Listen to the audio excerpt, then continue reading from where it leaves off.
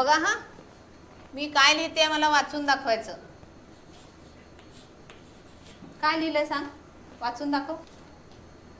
1 बरोबर 3 2/3. 1 बरोबर नाही, काय म्हणायचं? 1 हा 1 पूर्ण 2/3. हा.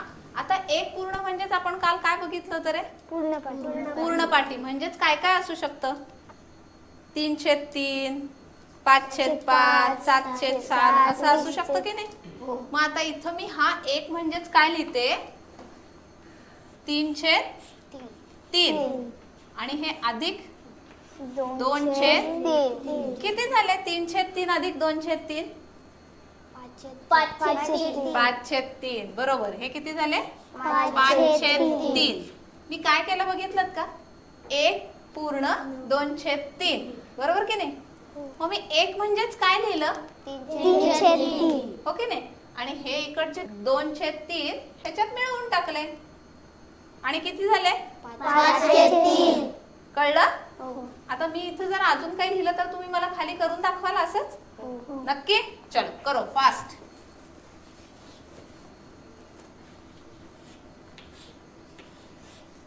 लिहावर सगळ्यांनी खाली आपल्या आणि पटापट करून दाखवा मला.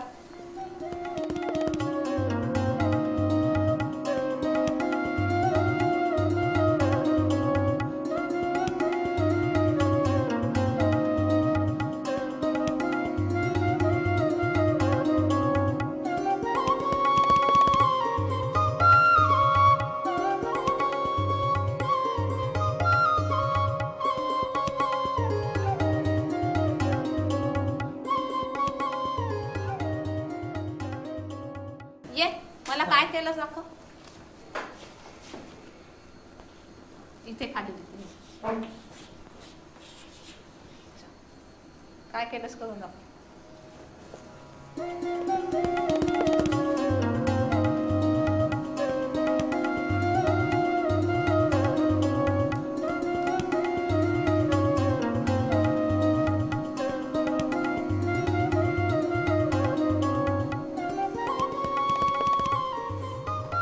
काय केलं सांग मला. हे इकडे नाही इकडे.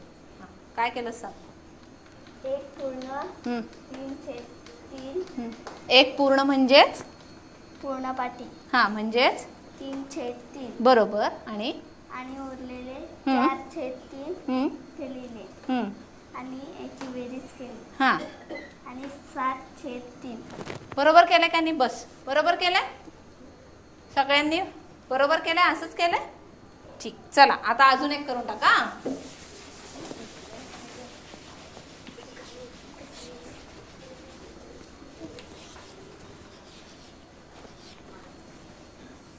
करा बरं आता. काय लिहिलंय?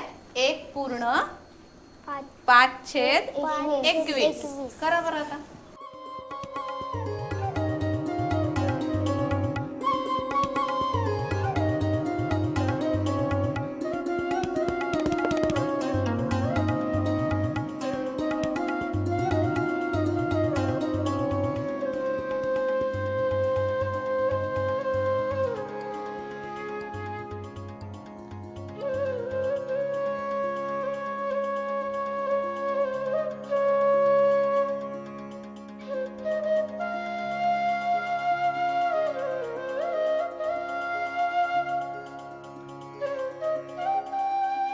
सांग बरं कसं केलंस मला सांग.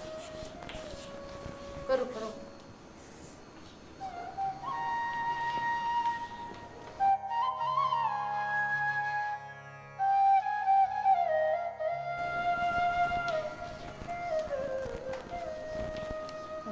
काय केलंस सांग मला.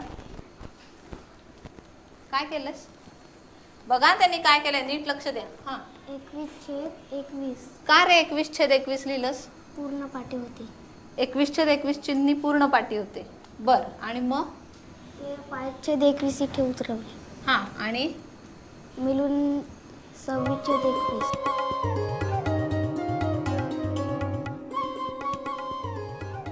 आपण पाहिलं की गेले 4 दिवस ताई मुलांना पूर्णांकयुक्त अपूर्णांक आणि अंशाधिक अपूर्णांक यांच्यातील संबंध उलगडून दाखवत आहेत. आकलनाच्या दृष्टीने काहीसा अवघड असणारा हा भाग फारसा पक्का झालाय असं नाही. मुलं अजूनही थोडा गोंधळ घालतायत.